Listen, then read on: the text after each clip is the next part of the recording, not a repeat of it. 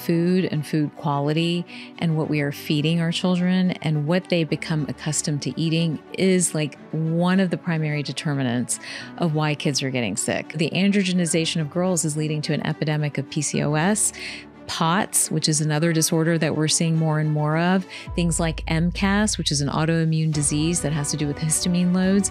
And in the boys, we're seeing things like declining sperm counts over time, and then definitely the mental health component as well. Our guest today is Dr. Tasneem Bhatia, better known as Dr. Taz, and she's a board-certified physician specializing in integrative and emergency medicine, pediatrics, prevention, and an expertise in women's health, weight loss, and nutrition. And on this episode, we're going to be diving in and talking about this all-important subject of the health of our children.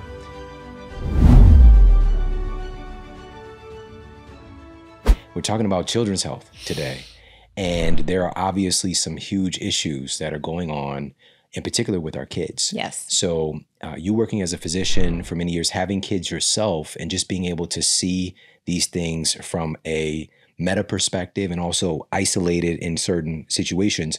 What are some of the big things that you're seeing with children's health right now that are alarming to you?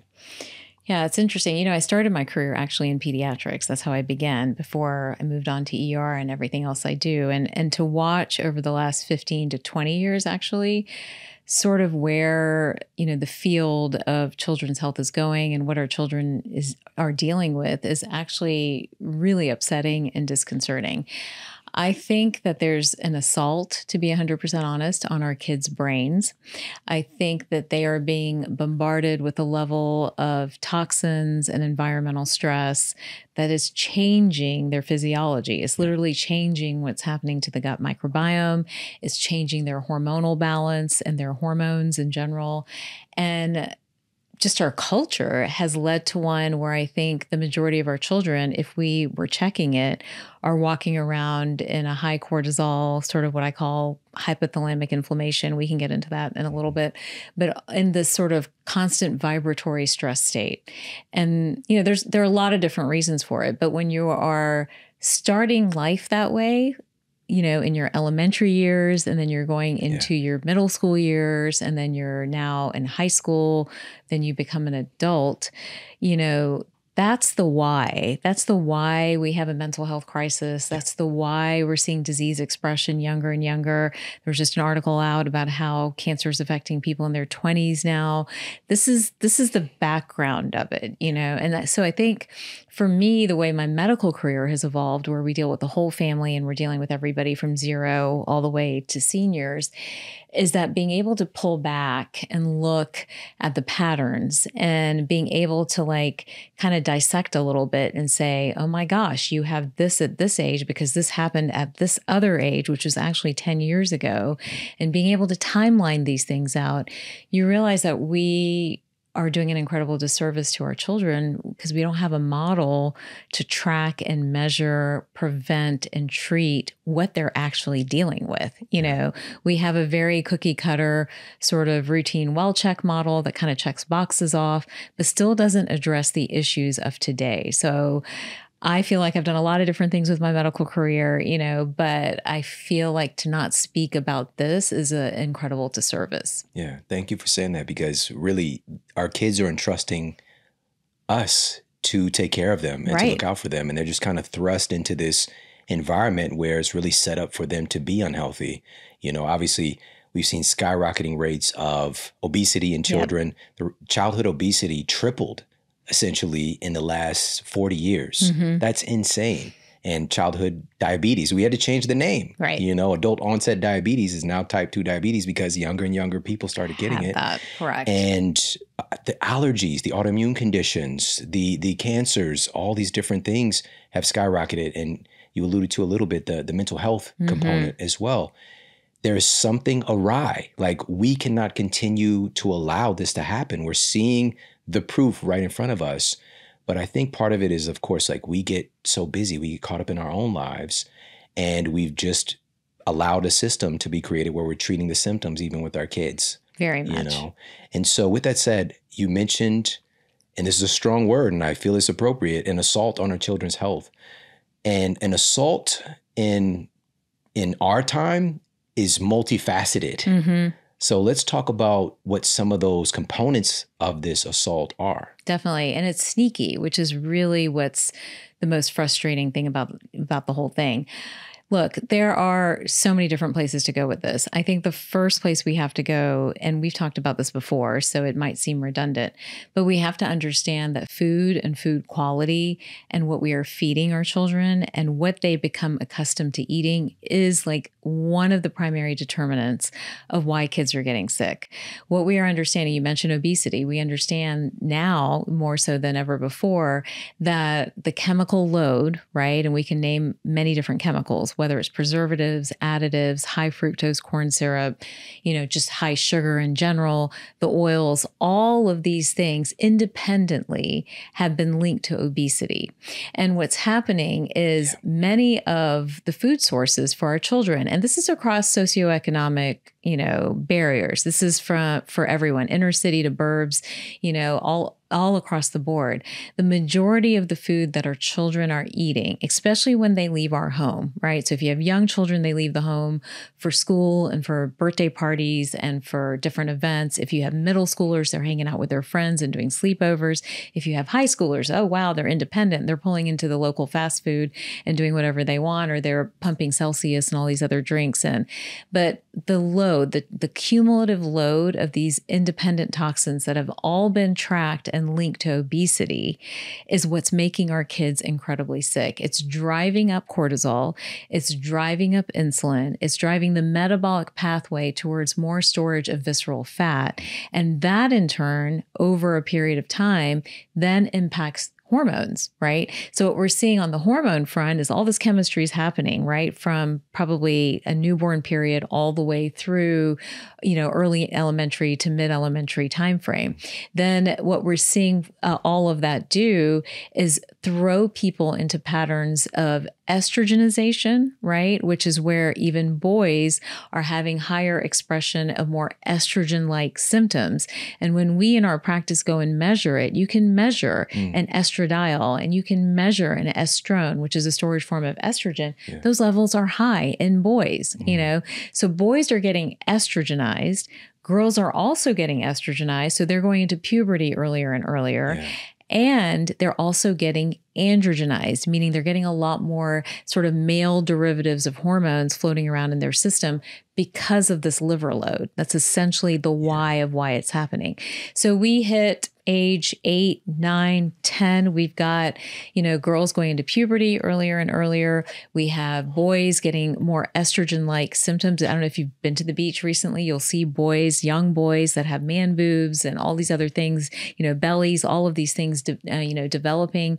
And then as we move on with that, we see sort of then the disorders associated with that, right? So the androgenization of girls is leading to an epidemic of PCOS, POTS, which is another disorder that we're seeing more and more of, things like MCAS, which is an autoimmune disease that has to do with histamine loads.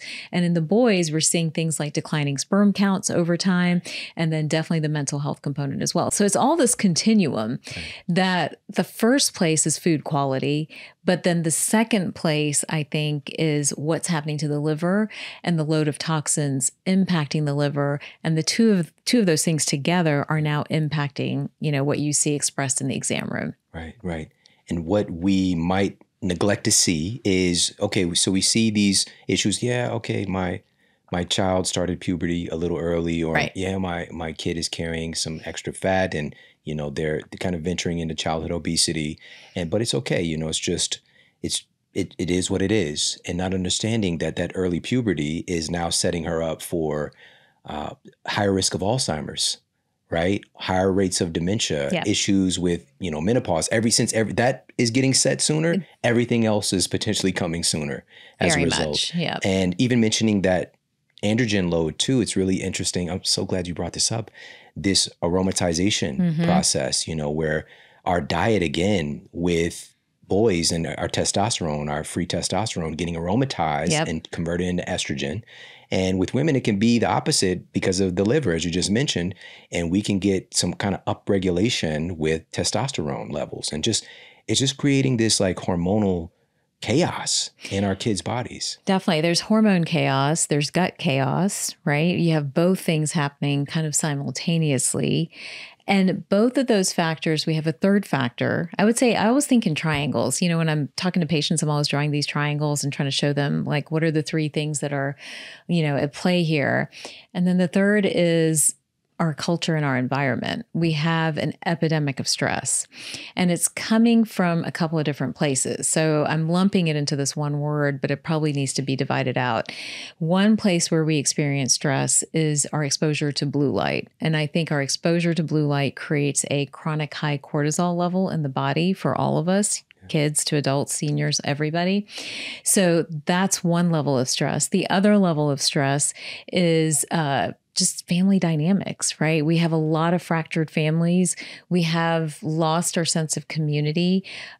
Kids and the structure of how they run their lives today, it's very, I don't know about yours, but I look at mine and I look back and I look forward and I look at younger moms too.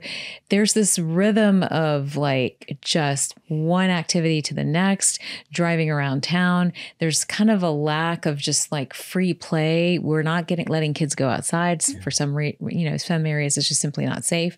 But this undercurrent of stress for lots of different reasons is creating this high cortisol, sort of environment in the environment of a crashing gut, in the environment of hormones. So take all of that. It's happening over a period of time, right? And then move it year by year as your children now enter into puberty and adolescence. And now you have just honestly a shit show, right? Their brains are on fire.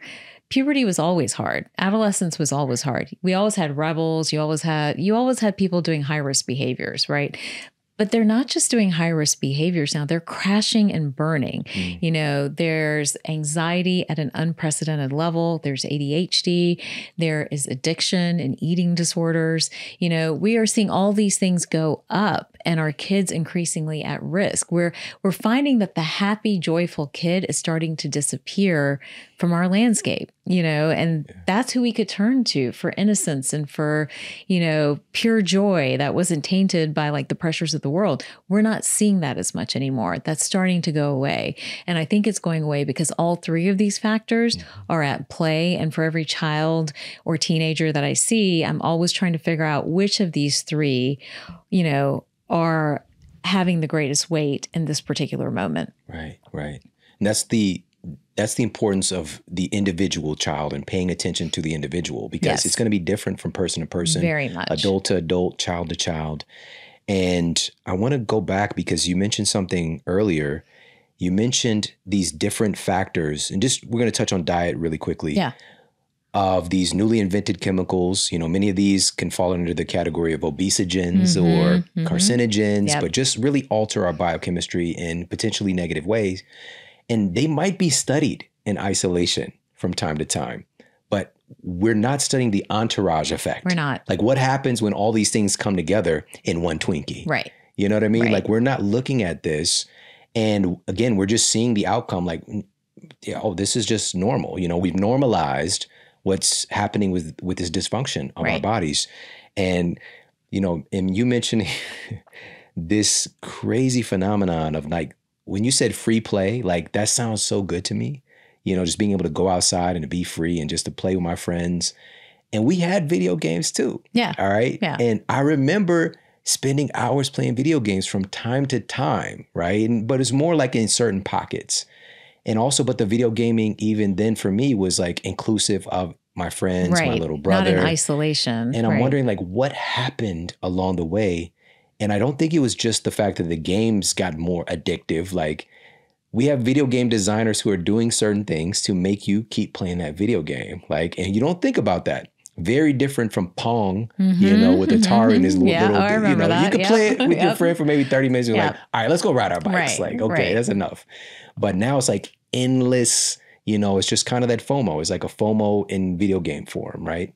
But you couple that with the lower level of energy that we might have. You couple that with what you shared there, part of that triangle is the separation of family and structure and also our community structure.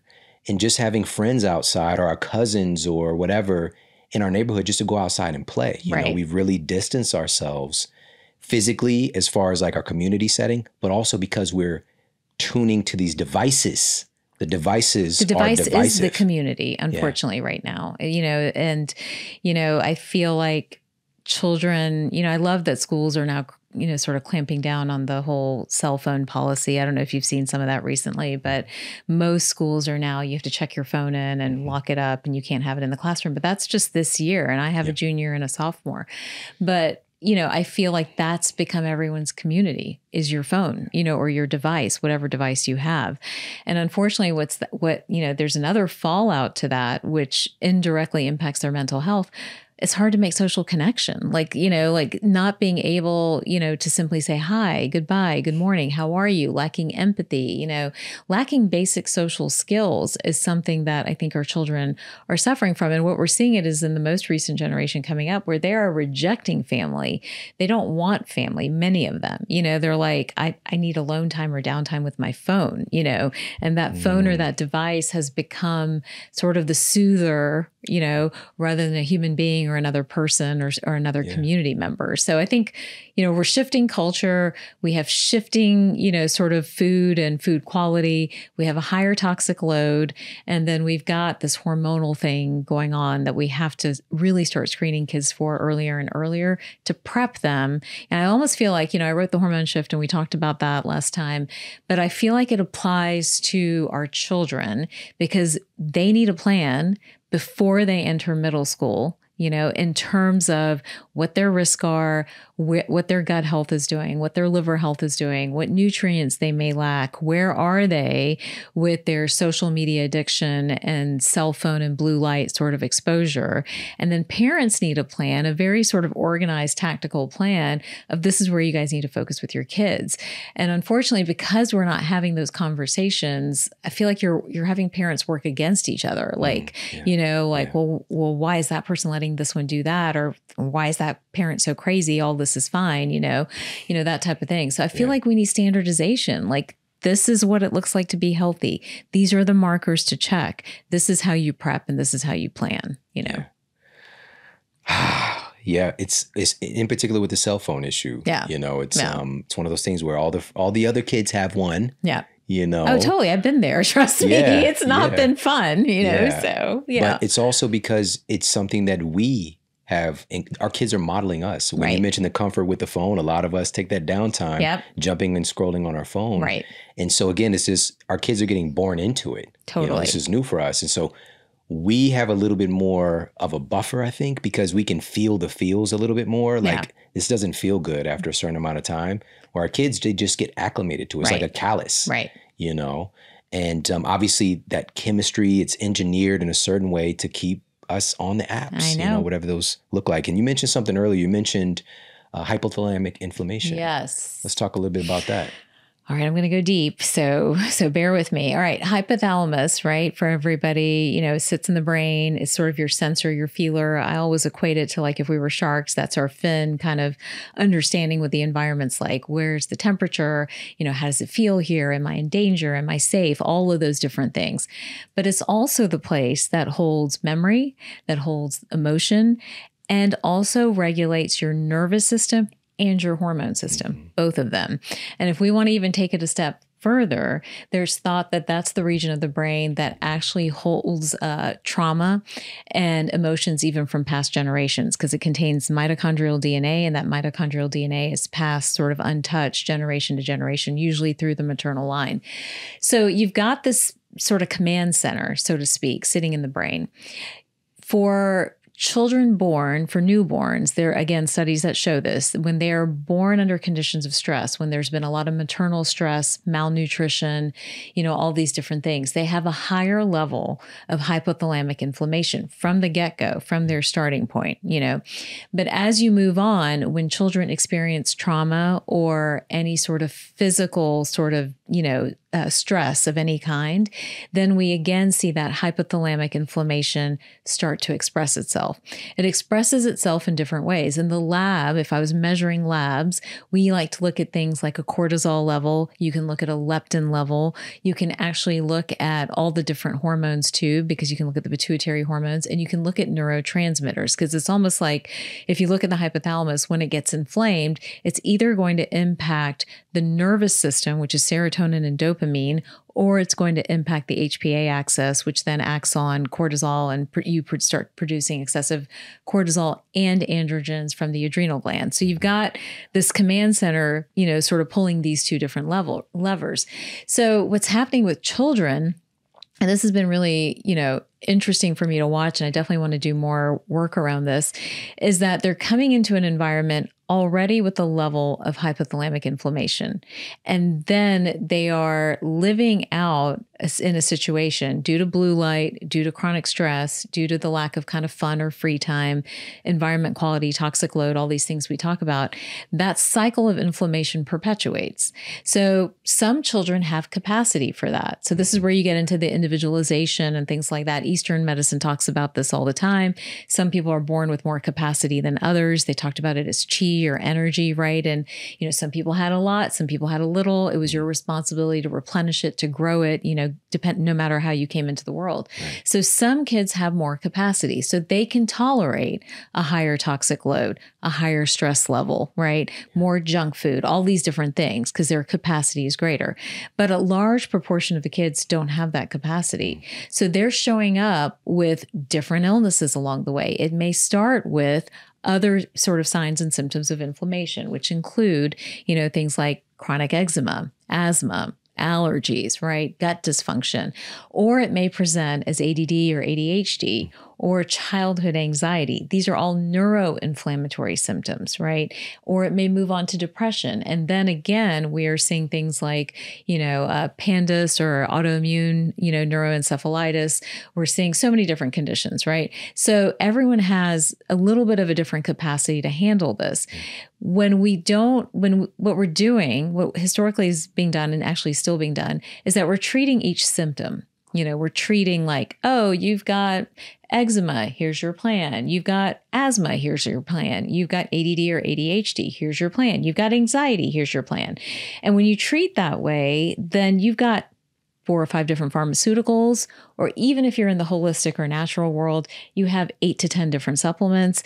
You have a plan that is unsustainable and not really realistic, because it's not getting to the root of what's happening, which is an exaggeration of hypothalamic inflammation. So what really needs to happen is we have to dial all the way back and be like, what is the primary driver of this inflammatory response? And what should we do first? And it may be that the first step, and it depends on every child, right, and every family and what's going on. It may be that the first step in a particular situation is you pull all devices away, right? That might be the first step. In another situation, it may be, okay, we really need to clean up the diet. We're getting too many processed foods, or getting too much exposure to some of these obesogens or toxic chemicals. And in another situation, and I've watched this too, you have children that have undergone extreme stress or trauma by witnessing abuse or divorce or different things within their family.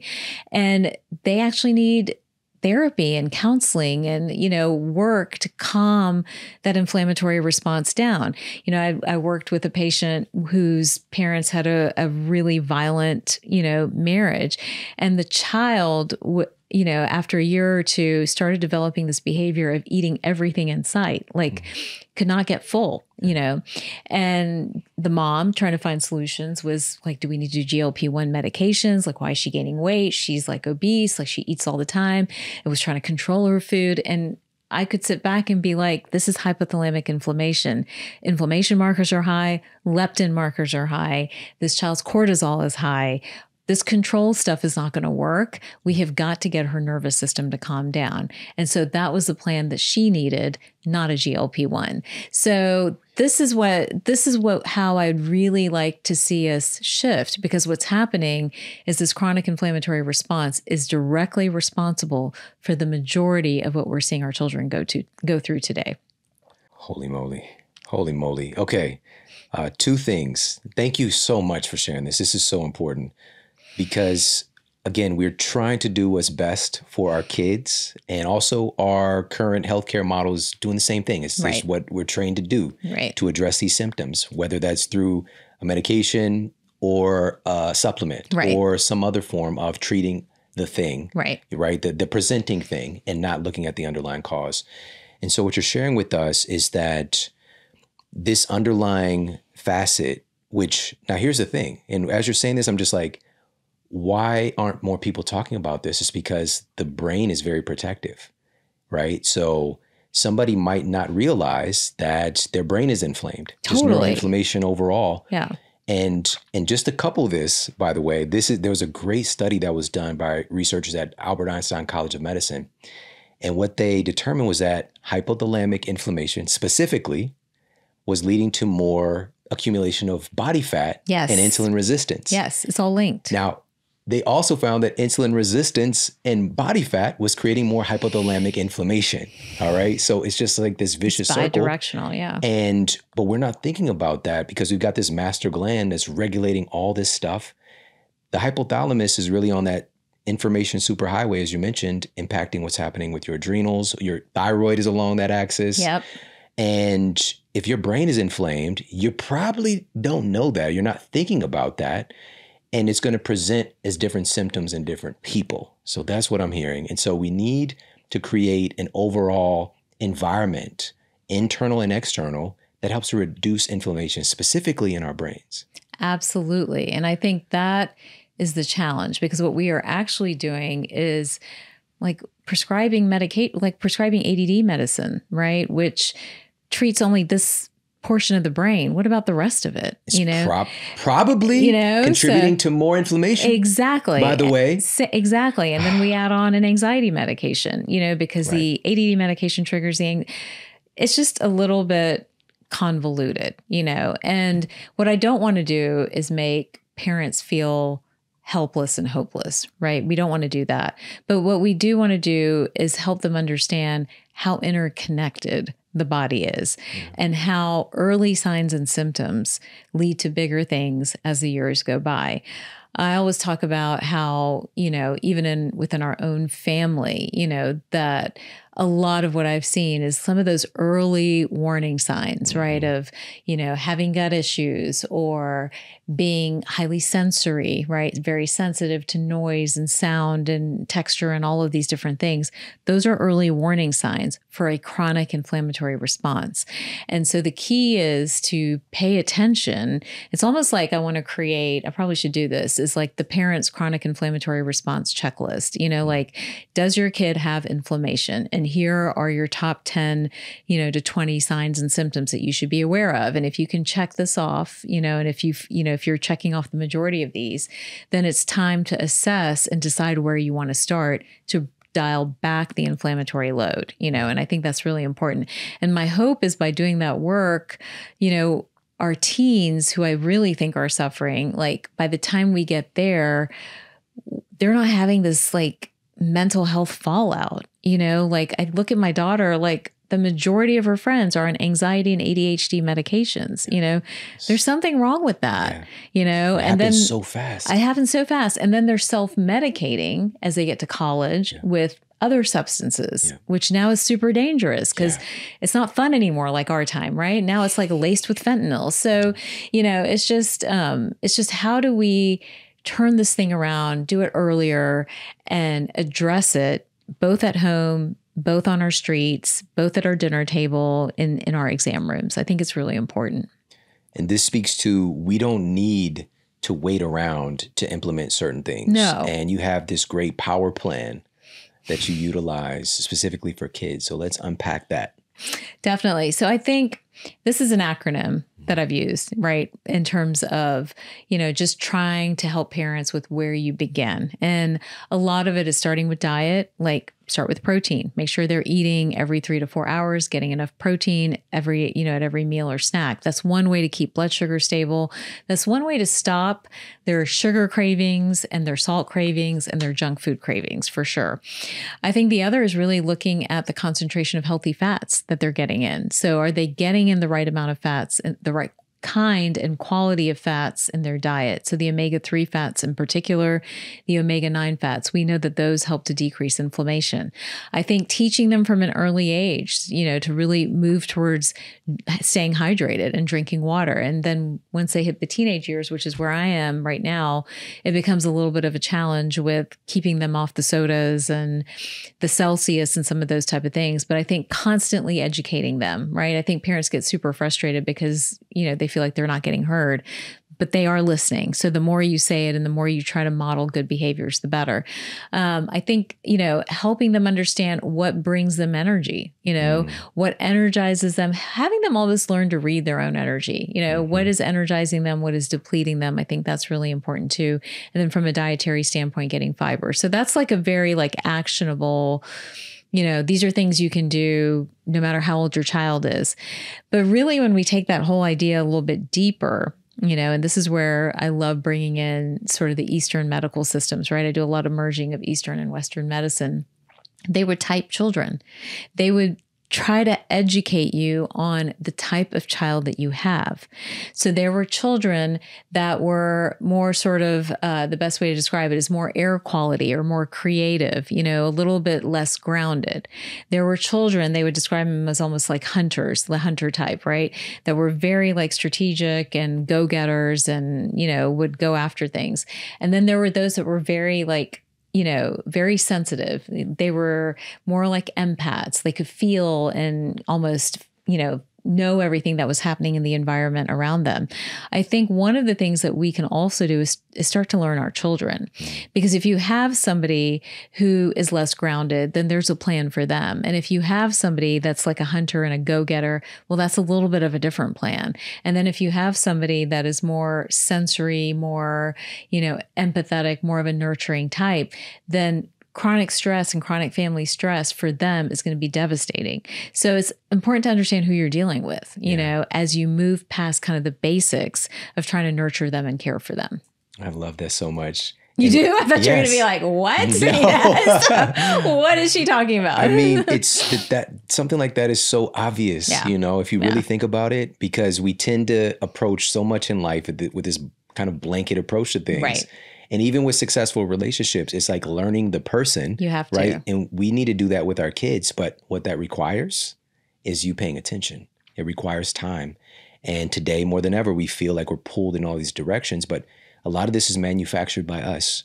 And we're missing out on the most important thing that we've ever created, And so that's something that I really got to see very clearly, because my daughter's the oldest and then I have my son, who's the middle child.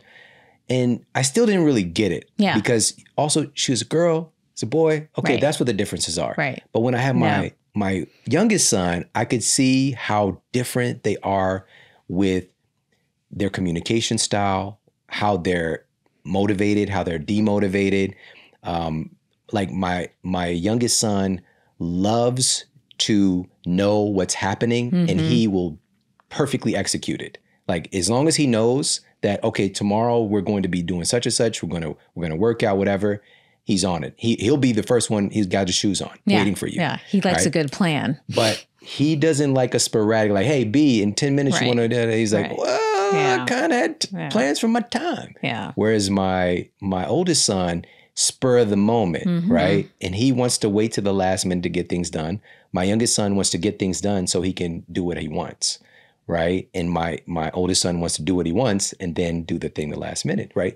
So I start to pay attention to these things, and you resist them, especially if you've been parenting a certain way. Yep. It's just like, why don't you just act like such and such? It's just, but over time you start to see the beauty and the value and the diversity, and also what it brings out of me as a human being, as a parent, as a man, to be able to communicate with these different spirits, And so it's so obvious, but this is what I want to implore everybody to do, is to pay attention, carve out that time.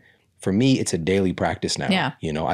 I will literally just sit there and I will find something for him to talk about, whatever. We'll find something, and I just listen to him. Yeah. And I listen to the sound of his voice. I love that. And I pay attention to his mannerisms, Same thing with my wife. I've learned these lessons, unfortunately, with my feet in the fire, so to speak, right? I mean, I could tell the same stories. I have two kids, very different, wired very differently.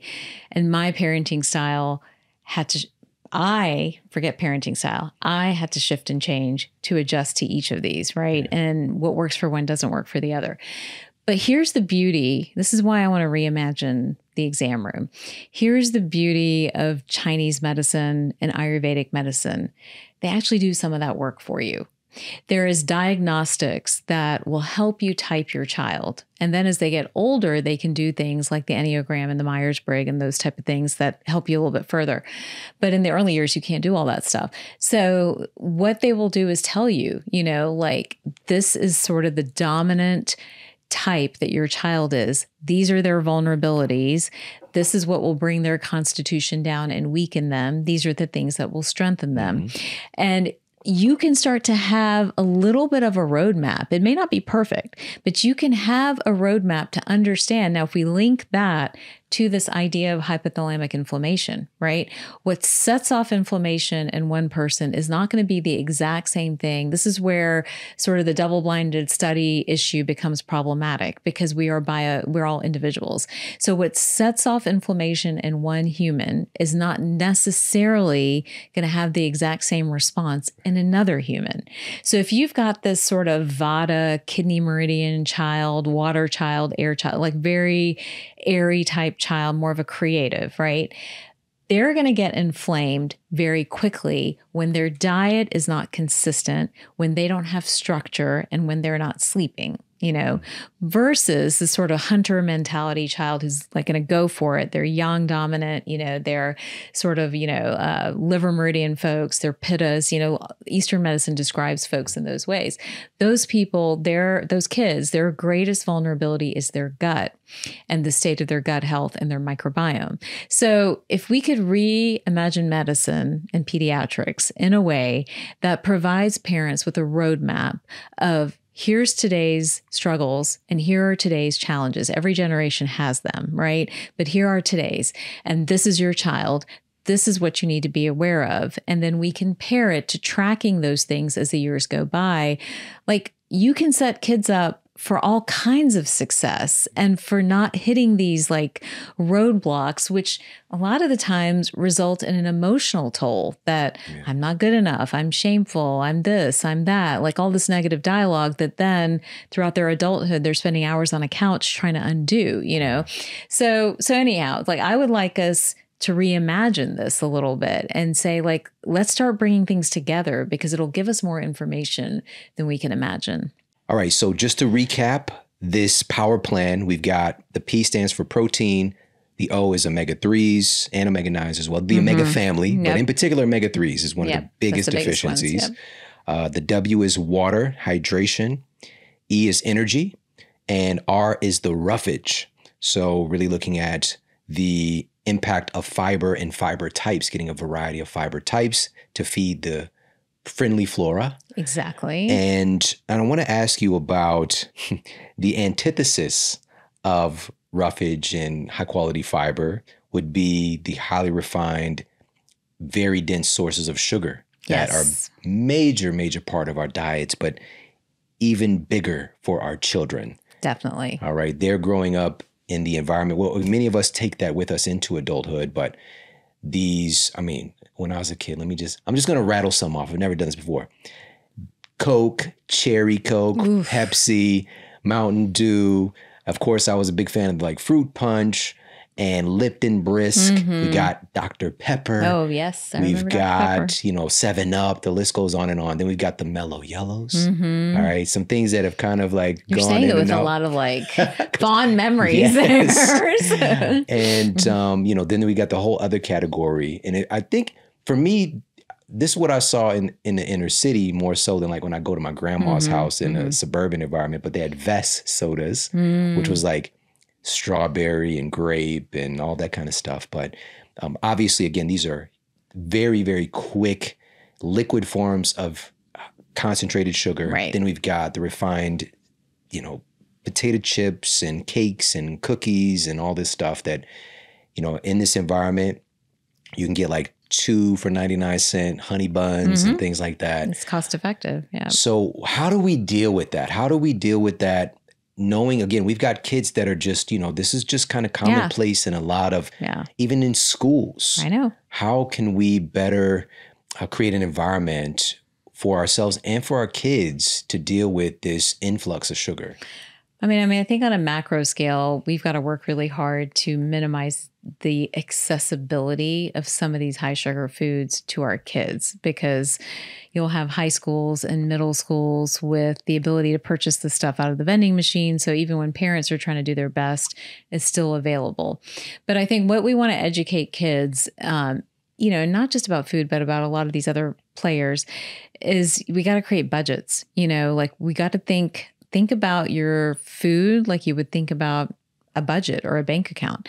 And really the goal for sugar is under about 25 grams a day. Children should not be going over that. So helping them understand, how quickly they reach that. You can reach it in one soda, you can reach it in one dessert that you have. And so training them out of, and then as parents, like also practicing this, you don't need to have a dessert every night. If you're having soda should be a treat food. It should not be an everyday food, right? And at the same time, what can you bring in that will minimize the palate's craving for for sugar? Sugar's a drug. It's addictive. I actually feel like sugar should be labeled as a drug at some point. But when you get the right fats, when you get enough protein in, when you're eating at consistent intervals and you're hydrated, your palate adapts, the pH changes so that you don't desire and crave kind of these junky snacks and sugar as much as you would otherwise. But what kids find themselves and parents find themselves is in that vicious cycle, right? Where they've had sodas, they get the high, they get the low, and then a few hours go by, they want it again, right? Or their palate has adapted to a very high salt, concentration of some kind. So if something doesn't have salt or MSG, they don't want to eat it. It doesn't taste good. So what we have to do is, at least in the home, kind of establish some baseline rules. You don't have to have a dessert every night. You shouldn't be having sodas every day. That's a sometimes food. And then honestly, one of the best ways to stop this is don't eat out every day. Really need to not be eating out more than about once a week. And the reason for that is, parents get busy and they're grabbing food, but that food is high salt and it is high sugar despite their best intentions. So we're still training the palate to pick those things over and over again. So that's another thing, that parents can look out for. And then bringing in at least 4 servings of fruits and vegetables a day. I think that's another way to control this and to kind of minimize, their desire and their seeking for sugar. So those are some of the things that you can do. And I think that a lot of the sugar load is what's in the home, right? Like it's accessibility. If you're going to have a lot of junky snacks and sodas and high sugar things in the home, they're going to eat them. So make them less available. And that rule also probably needs to apply to schools and to sports and to other things that children do, because the more they're available, of course, they're going to pick that first because that's what feels good, Right. And then you just said it too, the feel good part. The feel good is a big part. It's engineered to taste amazing. Right. But also you just gave me a reframe that I never thought about before when you talked about how essentially these are like drugs. Yep. It's very addictive, the highs and the lows, right? So we have the crash and we have that, these junk foods make us junkies. Right. We're junkies. All right. This happened right here in this moment. I don't know if it's ever been said before on planet Earth, but it's a reframe. And we've got so many studies on this affirming this. Like there's the Oreo study with the mice and the cocaine. Mice like cocaine too. I know. All right. Mighty Mouse. I think that's what he actually was Everybody using. likes cocaine, but doesn't mean it works for you. So the mice would go for the Oreos rather than the cocaine. Same thing with sugar variants. So not just sugar, but even sucralose, right? So artificial sweeteners, mice would preferentially, even if they're already addicted to cocaine, they would switch over to the sweetness, to the sugar. And with humans, we've got so many human studies looking at the brain, so many, and neuroactivity when we are in the grasp of sugar. And it changes us. It alters our neurochemistry dramatically. And so keeping this in mind, that it is a very, very strong substance. We did not evolve having access to something so concentrated like that. The closest it's not even, it's disrespectful to say this, but the closest thing as far as a high sugar concentrate would be honey, right? Which honey is, to say that it's a sweetener is a disrespect to honey. It's so much more than that. Right. But we've never, again, this is just the last couple centuries that humans have had this concentrate of sugar and access to it.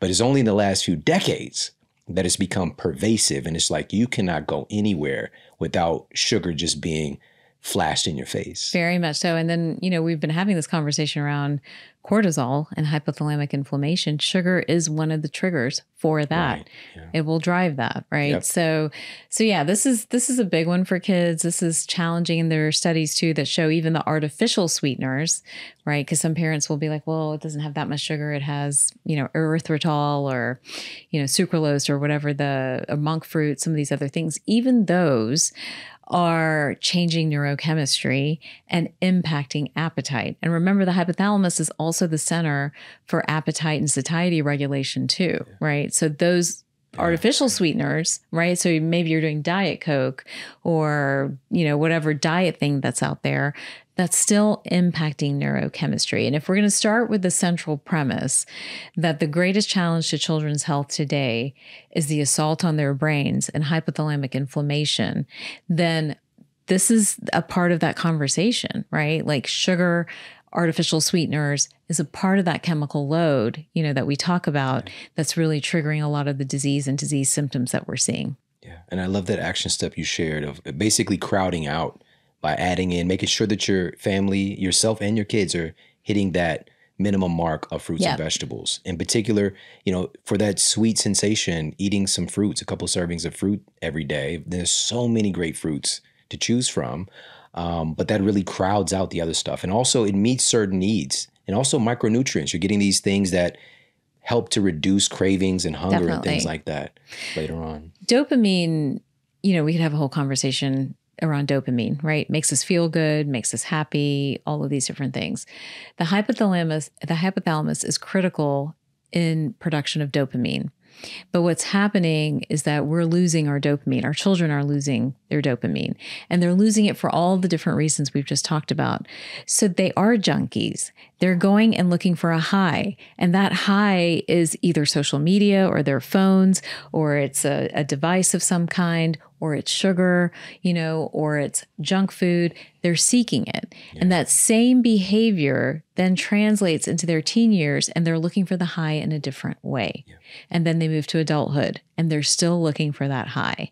So this issue with hypothalamic inflammation, the dopamine deficit, what's happening in children, and how we rewire this is really important for the next generation of parenting. I think it's really important to dial into it, to understand it, and then to sort of biotype or understand your child so that you can create a plan that works for them. And you can create an environment that works for them too. Yeah, this is awesome. You know, you were the first person I've been talking about hypothalamic inflammation, neuroinflammation for quite some time, but the first expert to come on here and just like, this is one of the things you brought up to talk about, because this is one of those things where you're hearing about this now from you. Yeah. People are getting a preview of what they're going to hear a lot more about in the next couple of years, the next couple of decades. We've got to do something about this right now. And this really speaks to just the importance of just so much is fixed when you're eating real food that's time tested. Some researchers at Auburn actually looked at oleocanthal-rich extra virgin olive oil, and they found that remarkably, it has this capacity to reduce neuroinflammation, potentially to even repair the blood-brain barrier, which gets damaged by high intakes of sugar. Right. So there are certain things that we know are creating the inflammation and certain things we could do to reduce the inflammation. Definitely. You know, I've been like scratching my head looking at lab work for a while, both on kids. I've learned some of this from my children and then some from the adults. And the other epidemic that's out there is I've been seeing people spill fat. They're just losing fat. You know, they're not absorbing it. And I'm like, oh, this is a gut issue. And I've since realized it's not a gut issue. It's an assault. The sugar, the load of sugar and the load of toxins is impacting the pancreas to where it cannot keep up and produce enough digestive enzymes to break things down effectively. So we've got this gut-brain axis that's being impacted by all of this stuff, And so I think, the more we can dial into how do we clean up food? How do we sleep peacefully? How do we minimize blue light and exposure to blue light, which is in itself inflammatory? How do we create environments of play and joy to bring back dopamine so our kids aren't going to look for it in other sources and in other ways? I think all of that needs to be a part of pediatrics and how we think about children's health. Yeah, absolutely. Where can people get more information from you and just kind of hang out in your universe and parents in particular in this context? Well, we have lots going on, so they can join me on social media. It's Dr. Taz MD, DRTAZMD. They can jump onto my website. It's Dr. Taz MD as well. And then we have a busy active practice, so they can make an appointment at the practice if they want to learn more about their child individually. But you will see me talking and dialing into this topic more and more. I really feel passionately that we need to get this information out there. Hey, if you like this video, make sure to check out this video right here. If we see our imperfection in them, because we haven't accepted it in ourselves, we cannot accept it in our children. You need to adapt to who your kid is, not the other way around.